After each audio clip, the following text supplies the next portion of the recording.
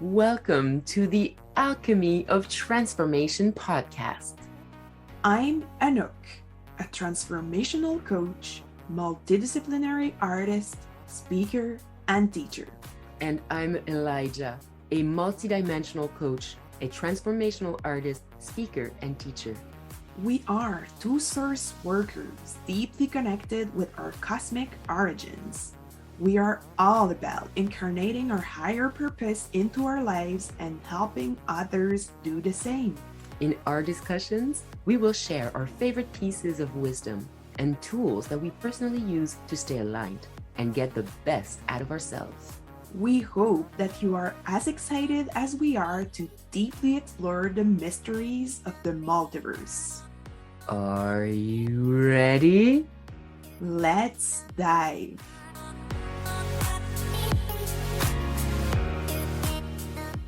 Hi, Anouk. Hi, Elijah. How you doing today? I'm doing great. It's summertime. Days are quite hot, but I like warmth. It allows my body to relax deeply, and I'm so grateful for the show that nature is offering me with all the flowers blooming and all this abundance being created more and more every day. It's just very soul nourishing. What about you? Well, I'm inspired by what you're saying.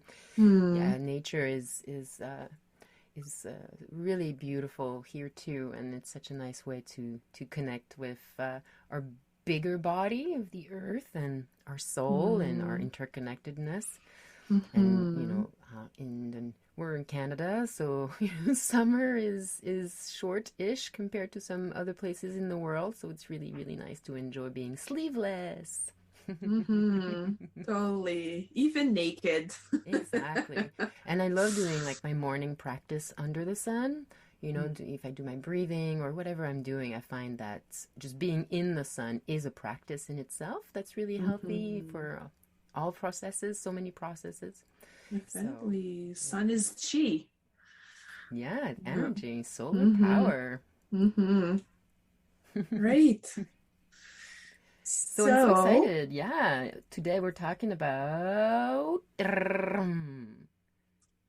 creating space for the feminine processes or for the feminine energy in our lives. yeah. Yum. We like the feminine energy, but what is the feminine energy? What do we mean by it? What are we going to be talking about? What's our conversation about more specifically? Mm-hmm. We share a We similar can, custom. oh, yeah, we can definitely start by distinguishing what are the feminine and masculine energies. We already talked about it a little bit in our first conversation when we presented ourselves, but it's always interesting to go back to our foundations and then, yeah, uh, talking about a little bit more about the origins of the repression of the feminine, and now in that era of coming back to the divine feminine, opening the conversation about how we do it. How do we create that space? Does Mm-hmm. it make sense? Mm-hmm. Yeah. Yeah. So what is the divine feminine? Mm-hmm. So we could first um, acknowledge that there is two foundational cosmic energies that are the divine feminine and the divine masculine, and that by essence they are both essential to creation, they are both essential to the expression of life, and they each of them has like specific properties or energy, as I said. And then they're expressed in any form of life, but in our human experience, we came to, in this specific time, give way more space to the masculine and less to the feminine, but we'll come to it eventually. Uh-huh. So let's start from the beginning. And what is the feminine and the masculine? Mm-hmm. Um, so what would you say? Nice. Well, yeah, I'd love to say that the original source is one force, one expression, oneness, one consciousness. And as it explores creation, we're in a world where we can experience a certain duality. And so we filter this force through this duality, this one and this other ways of for life and death to express itself. So the feminine, according to Taoism and Hinduism and all sorts of Asian, more Asian religion, not religion, but dogmas and existential understandings. The feminine is more the life giver and the life taker. It's the world within. It's the matrix of the dark matrix from upon which life births itself and comes back to. It's inner world, it's connection, it's intuition, it's emotion, it's receptivity, it's mystery, it's cycles. Whereas the masculine is more of an expression that expands into the outer, that goes into action, that goes into protection, that goes into persevering the thing. So it's seeking out opportunities to keep growing, to keep creating, and to protect what it has. And it's more of a mental energy, it's more of a sharp solar expansive energy as opposed to a darker going within lunar energy. So that's Mm-hmm. what would you add to what I said? Mm-hmm. I totally agree with everything you've just said. I would add that they work in team, right? They are like they each are a face of the same coin, of the same unity energy. So as the feminine is um like more concentrated in the inside, in the darkness, I like to call it the fertile darkness. So it's the part of us that is connected to our soul, that is connected with like the infinite creator, with gods. And it's where all form of life start start to take form as ideas, embryos. And it's this safe and warm container where It's a womb. exactly. And the job of the masculine is first to offer protection, so life can safely take form in those early stages. And then at a more like metaphorical level, if we talk of project or ideas, is also from this inner connection take action into the world. So if I slowly go into our transition of the unbalanced masculine and feminine in our actual world, we're pretty much focused on action and productivity, but disconnected from the feminine. So we're kind of operating from an ego based consciousness where we want to prove our worth from action and what we produce, but without this deep connection with our purpose, with this inner subtle guidance. And it's where the masculine should take roots. Mm-hmm. Yeah, I keep seeing the image of a seed that in the soil, under the surface, when it's ready, it starts growing a little bit and a little bit and gets energy from the soil and all the little entities there to the point of reaching the level of the crust and then expanding and reaching out towards the sun. And there's this part underneath the soil that's growing, and it's made of all these little entities. It's exchanging nutrients with all these little entities. It's connected to the big matrix of the soil of the earth, while there's this part that's above the soil that's reaching towards the sun. Its own focus is the one force, the sun. And I just kept having this image of this inner aspect and this outer aspect. And if we are just reaching for productivity to try and create fruits, but if there's no energy in the roots, there's no strength, there's no hold, there's no stability, there's no foundation. No foundation. And so we need to keep that balance between the two. Yeah, that's the image I kept having. Definitely. So now that we've gave a definition of the feminine and the masculine, short but powerful, I think. What brought our world to create this balance between them?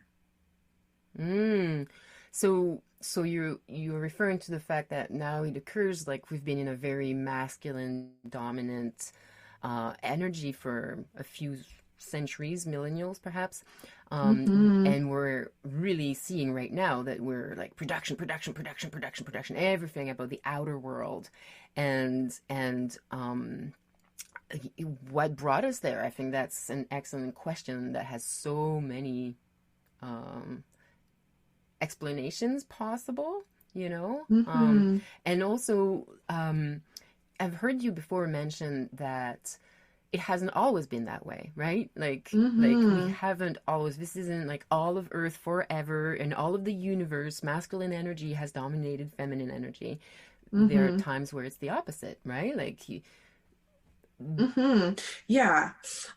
So in some mystical teachings that I'm receiving, I've heard that there was a moment on Earth when females were dominating, and that this empowerment is the word, this power taken from men at that time created a form of deep anger, and that at some point of history there was this flipping, this, I don't find the word, but this change in the this kind of dynamics. Shift of polarities. Yeah, exactly. Thank you. Yeah. So, and our recorded history doesn't mention that. Is it because there's bias? Because it's so far away that there's no records? But I mean, as nature always is always seeking balance, it would be logical that if there was something unbalanced on a side, then at some point there is this movement of going towards the other polarity, so eventually we can come back to the center. This constant movement of pendulum that just goes back and forth, looking for this equilibrium. And so it's continuously right now I'm thinking, so there's a lot of talk right now that there's a new balance coming. It's become so evident that the masculine is, overpowering the planet in a way that is not self-sustainable. And we need to reconnect. We need to come back to a sense of unity and, heal our soils, heal our hearts, heal our systems, reconnect and bring more nurturing and caring and feminine by going inside and really reconnecting to our connectedness. But so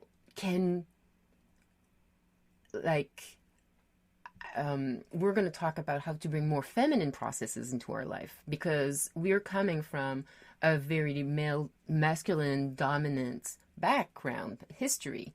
But the goal isn't to get rid of the masculine or to diminish the masculine. It's just to bring things back in balance within ourselves, so that within our processes, there are processes that are feminine and processes that are masculine.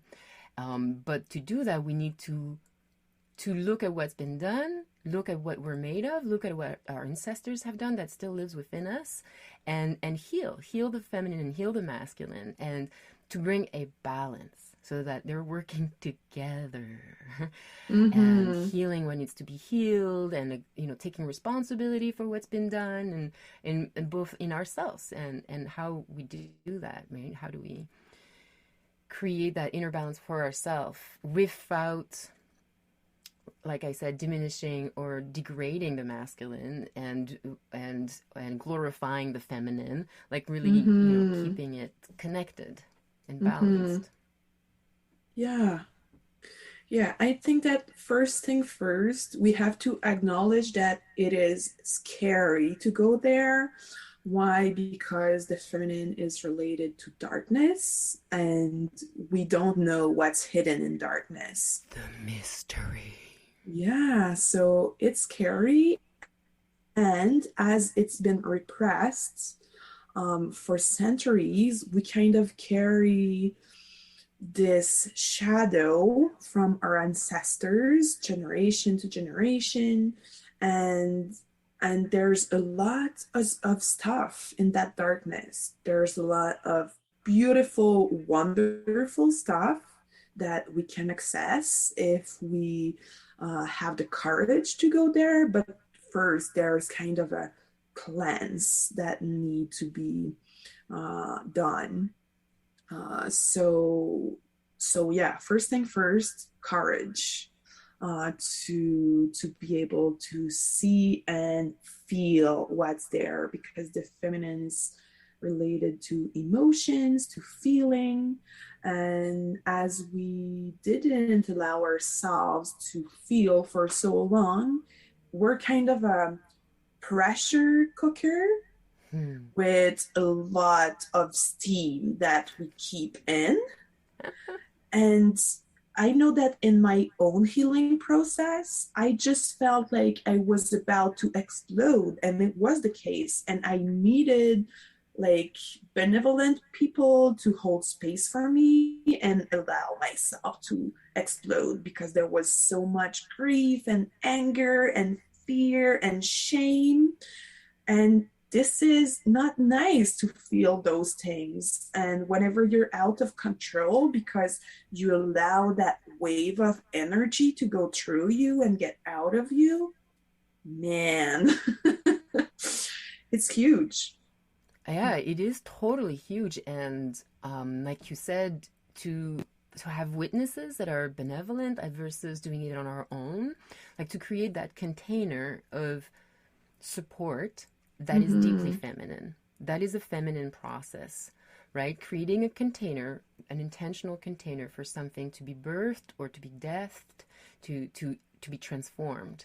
And sometimes we can do it for ourselves. Sometimes we're strong enough, or the process is the right size. Sometimes some processes are so big, the wave of emotion is so big, we need the bigger container, and the benevolent eye, the benevolent heart, the benevolent soul that witnesses, that connects. Wow, you were connected to the universe through another being. The universe got in touch with your pain, not just through you, but through the senses of someone else. And you've reconnected to that deep matrix, that deep womb where we're nourished. That's beautiful. Sorry, I just love that image of what that you shared, that you had the opportunity to have benevolent people to support you. And some processes actually really need that. And I think that a lot of brave souls have incarnated on the planet right now to be midwives of this huge transformation. That our bodies, our work, our processes are the spaces, the wombs. Each of our wombs is a bit of the womb of humanity for this transformation to happen. I just find that just thought of this image of all of these brave beings who have embodied right now, because they are masters who have incarnated to bring this to the earth and to all human souls, and to support that process, because it is in our genes, it is in our bodies, it is in our emotional bodies, it is in our ancestors' dreams and fears and doubts. We have lineages of people on earth who are in male dominant, fear of the feminine, fear of emotion, fear of being honest, like so much lying, so much shame for the last centuries, everything happening in secret and in darkness, and can't let the others know what's really going on. And I think becoming more feminine, bringing less masculine, is allowing the real authenticness come to the surface and be brought to light, and acceptance. Like, why judge the other? I am of the same. We all bear the same emotional palette, the same programming palettes that we all have to deal with, and to stop having to hide from it. I think that's a feminine process. And so one thing I really want to make sure we talk about in this conversation, and feel free to pause me if you want to say something about what I just said, but how do we do that? How do I take responsibility in my life? How do I ease myself? How do I play with bringing more feminine processes in my life? I think we already brought important elements, which is finding a bigger container. And then you also said sometimes we are able to hold space for ourselves, but in the way it came for me was that, as it was pretty much unconscious processes, I needed that bigger container. And then as I was bringing more and more light in that darkness, more awareness, more consciousness, it was also a process of like reviving, like bringing back to life or integrating the mother archetype. So relearn how to be my own mother so I could be that container for myself. But I first needed to be witnessed by someone. And as I was experiencing that energy outside of myself, it was an opportunity to integrate it and internalize it, and bring that unconditional, loving, accepting energy towards my own vulnerability, my own complex, deep, intense emotional processes, and allow it to be, as you've just said. It's we all go through our own darkness, through difficult, painful emotions, and it's so important to allow ourselves to feel.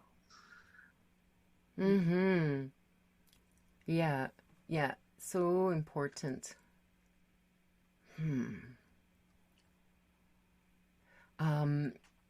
I find it important to really give myself permission to feel, to have time to feel, because I think that's part of the reprogramming that we all are going through, is our sense of value. We've been shown pretty early on that we need to produce results to have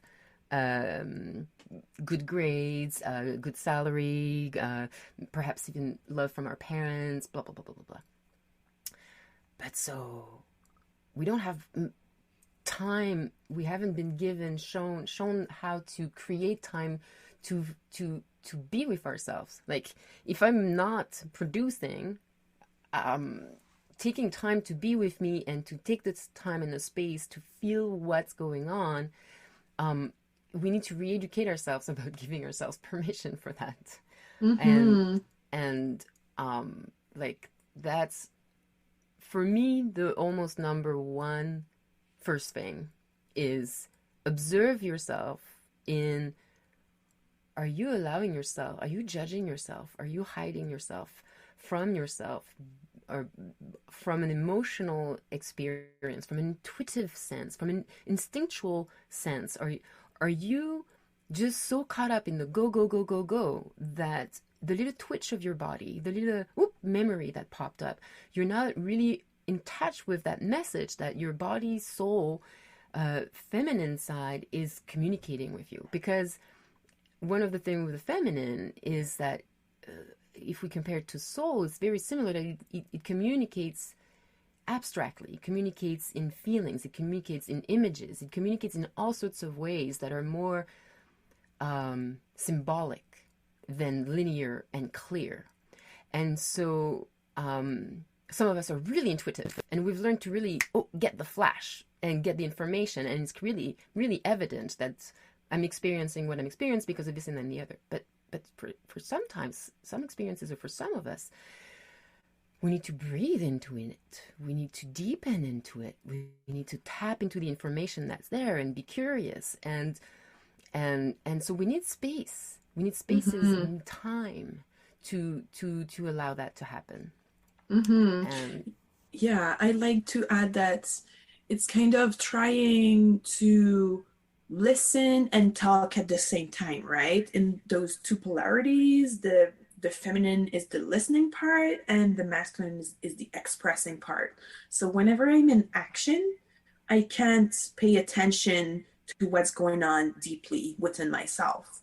So take the time to pause, either for a couple of minutes or a couple of hours or a couple of days or weeks, depending on where you're at in your processes and what feels right for you. But take the time to stop and listen and feel is definitely very important. And we like so learn that our value is related to what we produce and do, that whenever we stop and we're like doing nothing and are still, we kind of feel purposeless and unworthy because we should be doing something. So there's a big teaching or learning that we can receive in that still place where we have unconditional value. Yeah, unconditional value. That's nice. To be able to sit in that, perhaps our only purpose is to be. We can choose to be through action, but we can choose to be through introspection, inner action. Because sometimes I spend a lot of time I would look like maybe I'm meditating, but I'm actually very active internally. I'm asking questions, I'm sensing things, I'm releasing energies, I'm feeling emotion, I'm being inquisitive and curious, and feeling things that lead me to another thing, and then that I open to my guides. Like, there's actually a lot going on.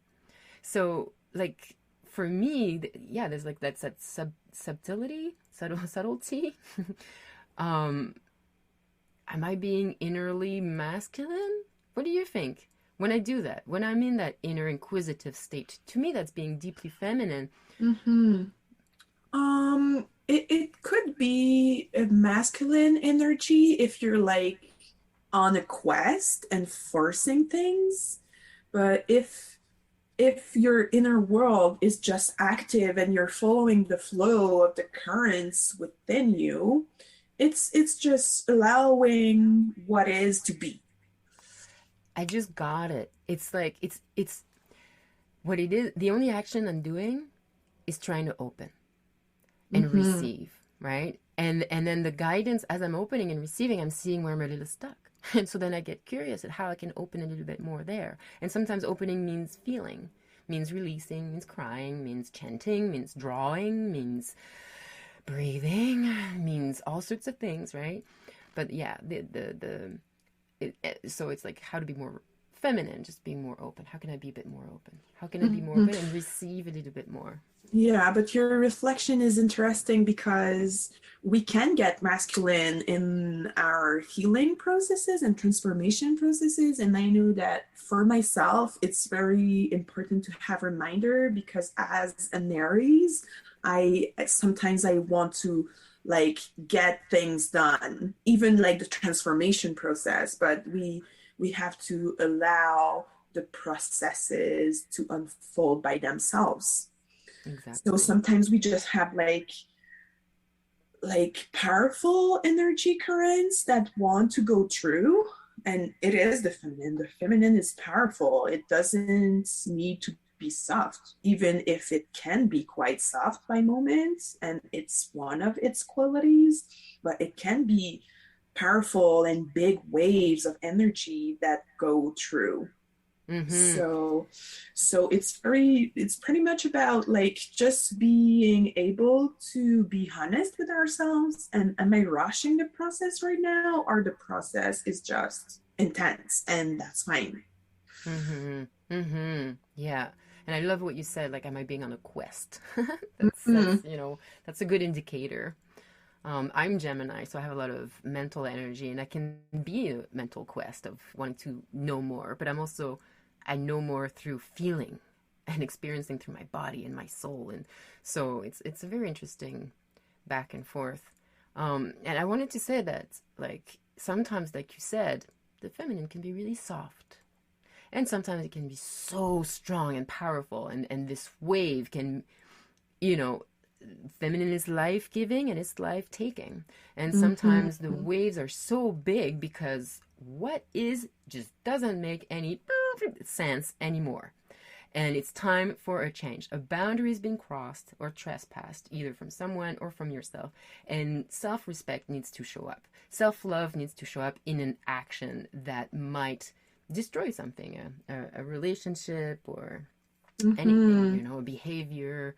Um, and that force can be so scary because we are not taught to welcome it.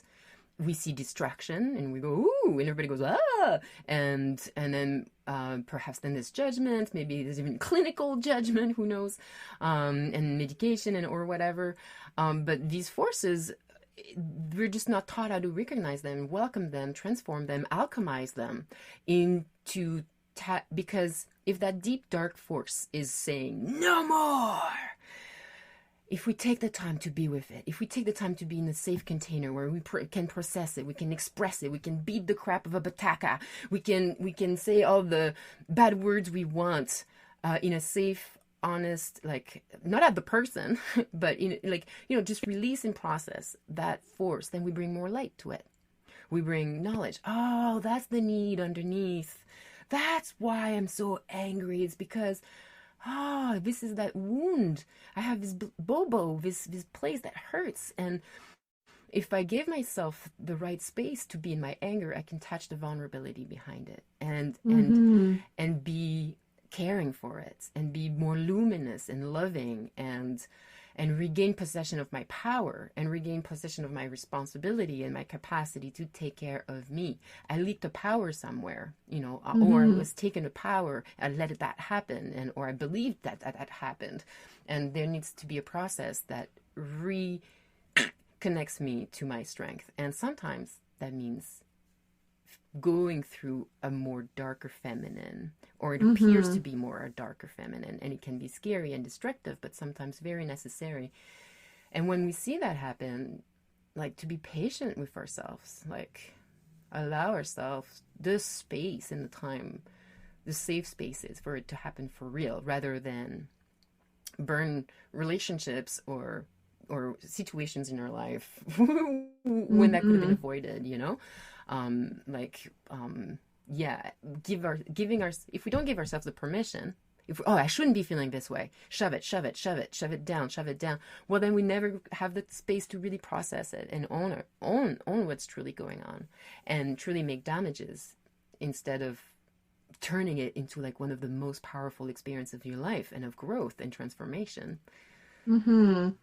Yeah, it's leads me to two ideas. First one is kind of the this dark feminine you talked about is kind of the dark side of the mother, like the creatrix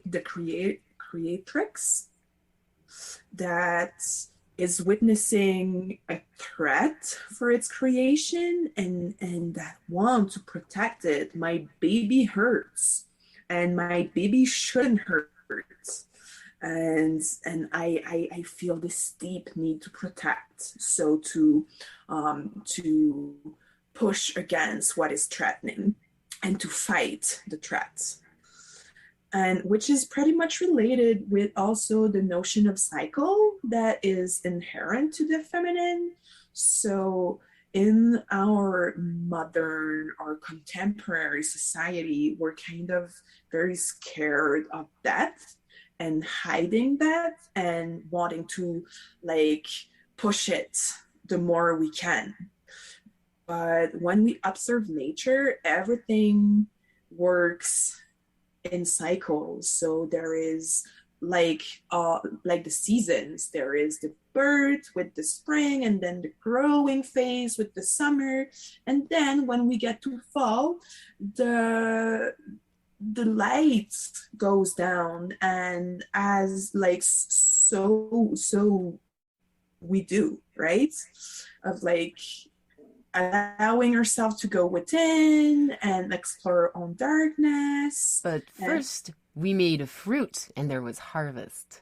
yeah, So we can totally. reproduce. But Yeah, yes, yeah, that's important because it's it's the guarantee that life's gonna keep keep going. yeah, and yeah, like follow that cycle. Uh-huh. So, and each year when we get to winter, it's like a little death.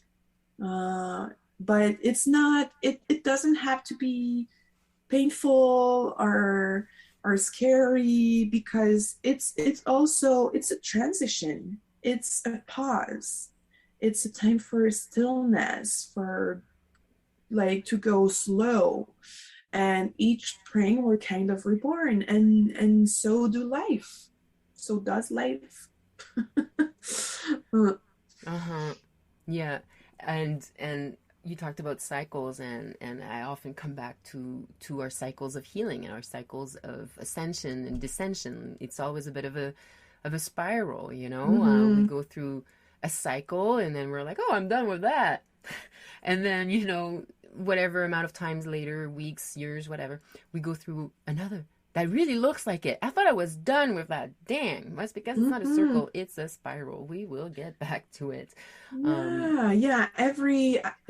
Every expansion is followed by a contraction. So every movement like outwards gonna be followed by a movement inwards. And we're kind of in that like dynamic of like, yeah, we're forever like an expansion, but we always have to go in that spiral movement that you uh-huh. referred to. Yeah. Trusting. It's so much about the feminine because it's been shamed, it's been feared. So much of it is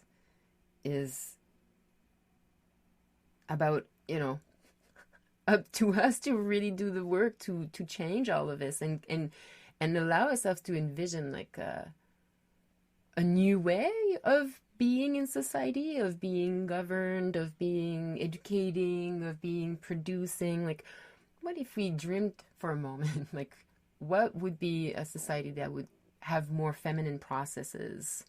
Mm-hmm.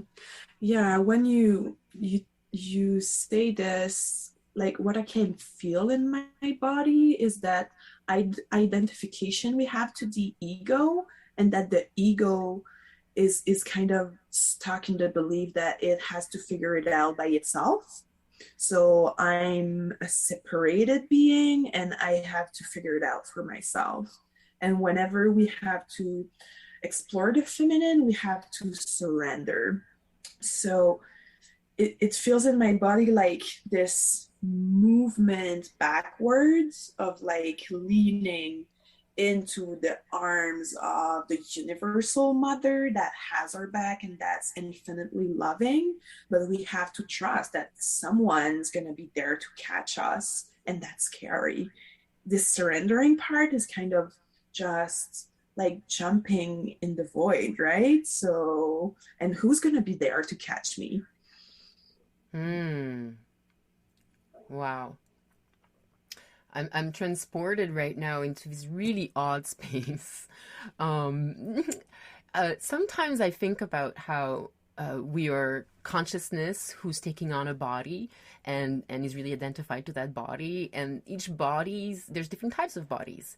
And some of the distinctions that I make is that some bodies are mammalians, humans are mammals, and they're other sorts of beings, and some of them are reptilians. And so they're beings that are they are burst into the world through another being. Mammalians, mammals, right? Mammals, like we are born in the stomach of somebody else. Reptilians, they're born in an egg. And I'm curious, how would a consciousness come to understand the feminine in either or of these bodies? And is the human or any mammals have this incredible gift of being extra bonded to another being and extra gifted to knowing what the feminine is, as opposed to other creatures?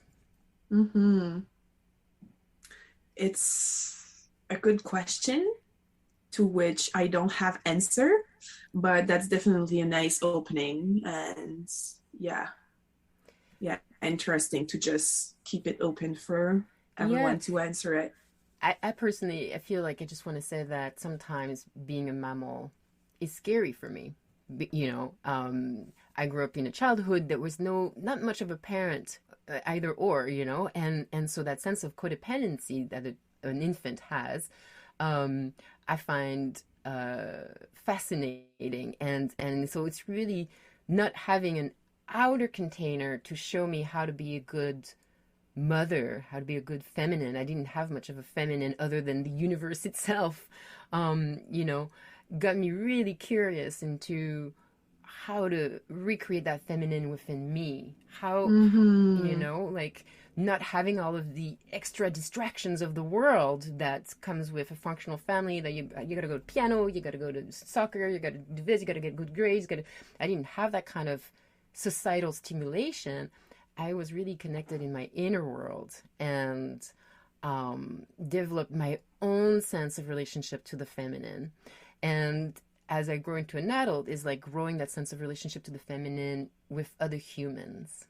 Growing through the safety of being in a feminine relationship with other humans. And so what excited me right now about that whole thing that I said with mammals and reptilians is that I just found so much beauty in that.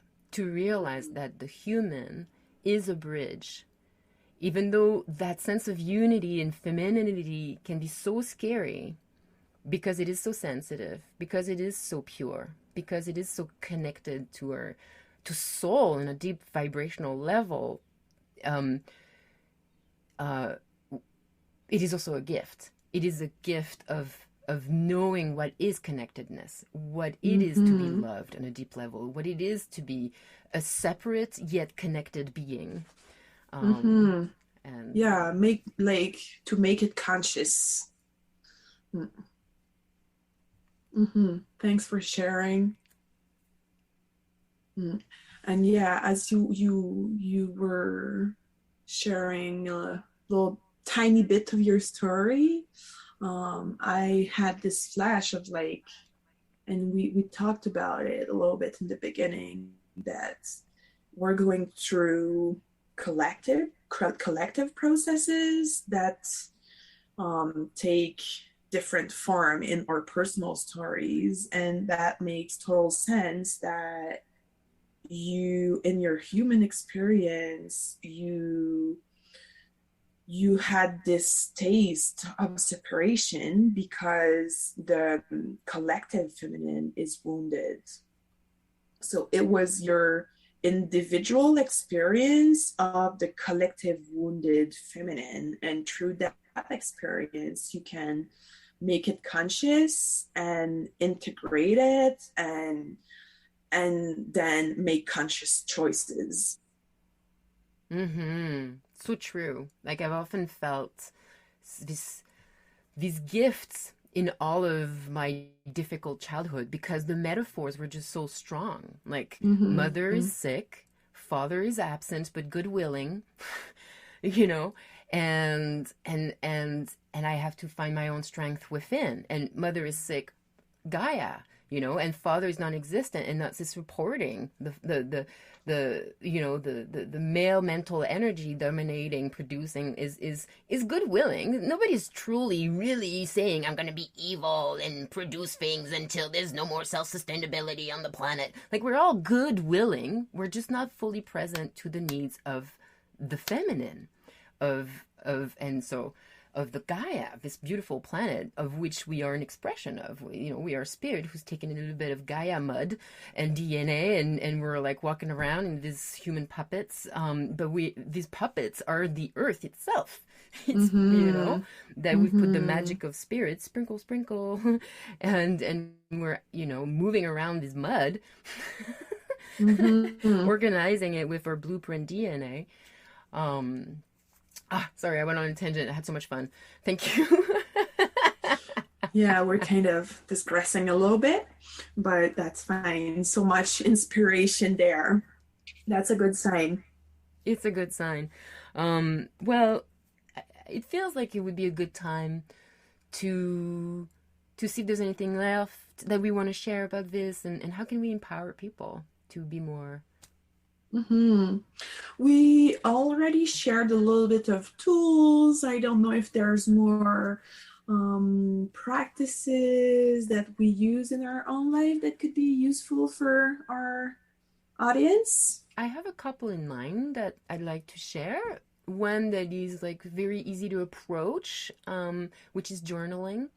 Sometimes people have no clue how to begin to give themselves more spaces for internal processes, and journaling can be a really easy one. So maybe you're already doing it, and that's great, but if you ever feel like there's just emotional confusion, grab a pen and paper or an audio recorder or a video recorder and just take the time to let it out, and to organize it in a way that makes sense. That can really help. And another tool that I want to suggest, that's more second level or higher level of engagement and intensity, is a ritual. Doing rituals. I find taking the time to set a space and time with a very clear intention, and creating a container, psycho-spiritually, creating a space for a deeper inquiry. And so there's different ways to create rituals, and you can research it online, or come and talk to us if you want. But to do a little something that allows the language of the soul to show up, which is more symbolic. So you can write things on the paper and burn it. You can draw them and transform the drawing. You can dance. There's so many different things that can be a ritual. Some of them are more intense, and some of them can be very simple. So yeah, I wanted to share these two little tools. Yeah, definitely the ritual part allow us to reconnect with the sacred, which like we lost a lot in our modern society. And the feminine is about connection. So reconnect with something bigger and greater than us, really allow us to connect with the feminine. I would also add like anything that feels like self-care, like anything that feels like soft, like nourishing. It can be cooking a healthy, delicious meal for yourself. It can be taking a bath. It can be meditation. And as we said, like allow yourself to be still and do nothing, and that's perfectly fine. You have no words to prove. You are intrinsically worthy. So just like allow yourself to float and feel that worthiness and feel that infinite love and feel the universal mother is delicious. Yeah. Yum, yum, yum. Even the difficult emotions end up becoming so yummy because they're you, and you're spending time with yourself, and you start to learn to love yourself even when it's not as happy, even if it's hard or you're grieving. you're spending time with you. How awesome. You're like the most valuable person. You're like the most beautiful person in your life that you know. Like you're the closest access to the most intimate relationship with the entire universe. And God is through you. Spending time with you is like such a blessing. Hmm. Hmm. Hmm. Hmm. Oh, I love you guys. I love you, Hmm. Anouk. All Yeah. souls. And I would add that we both allowed ourselves to explore those deep, dark places in ourselves, and that we both developed that ease in going there, and that both our practices are about holding space for people, and that if you go through difficult, emotional, intense feeling moment, or you know that there's something to explore, but you feel like someone holding your hand through the process, we're very available to hold space for you. Mm-hmm. It's uh, one of my favorite things to be used as a loving Mm-hmm. witnessing space for you to have haha moments, for people to expand and release. That's just some of the most intimate moments one can experience. You know, witnessing somebody Mm-hmm. deepen. So Hmm. we got lots of tools and love. Mm-hmm. Okay, so I'm feeling grateful for that deep, meaningful conversation with you, Elijah. Grateful for everyone who's going to listen to it and find wisdom into it and sharing their time with us. Yeah, and I just keep having a thought for Gaia, for the earth. I really feel her Mm-hmm. presence right now. Like, yay, let's connect together. Like, I feel like Gaia's just on the call saying, don't forget to call me, guys.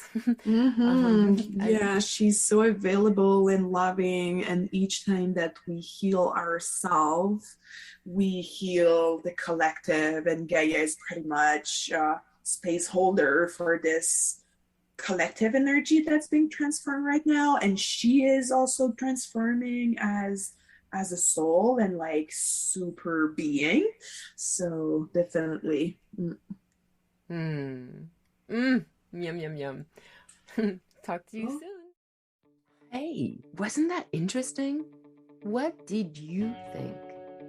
We certainly hope that something opened up for you and that you know and love yourself even more. we surely want to witness your insights and transformation, so please share with us what you got out of it. You'll find our social media links in the description. Stay tuned for the next alchemical conversation. Take care, beautiful star being.